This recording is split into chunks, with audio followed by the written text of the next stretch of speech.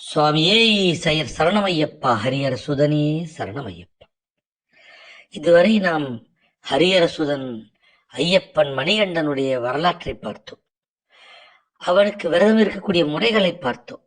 அப்படி விரதம் இருக்கும்போது அதனால் ஏற்படக்கூடிய நன்மைகள் என்ன என்பதை தொடர்ந்து பார்க்கலாம்.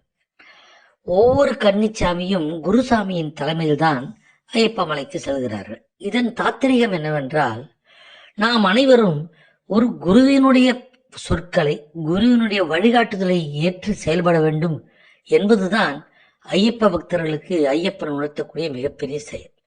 நம் வாழ்க்கையிலே கல்வி குருவிடம் கற்கிறோம், நல்ல விஷயங்களை குருவிடம் தெரிந்து கொள்கிறோம். அதே போல இறை பக்தியையும் ஒரு குருவின் மூலமாக அறிந்து அதனுடைய முறைகளை சரியாக தெரிந்து செயல்படுவோமேயானால் அதில் சிறப்பான அருள் கிடைக்கும் என்பதுதான் ஐயப்பன் நமக்கு உணர்த்துகின்ற பொருள். அப்படிப்பட்ட சிறப்பான ஐயப்ப வழிபாடை ஒரு குருவின் மூலம் செய்து வரும்போது ஒவ்வொரு சீடருக்கும் ஒவ்வொரு முறை மலை ஏறும்போதும் ஒவ்வொரு மெய் சேர்க்க வைக்கும் அனுபவங்கள் உண்டாகின்றன. அதை பற்றி தொடர்ந்து பார்க்கலாம். வாழ்க வளமுடன். ஓம் சிவாய நமச்சிவாய.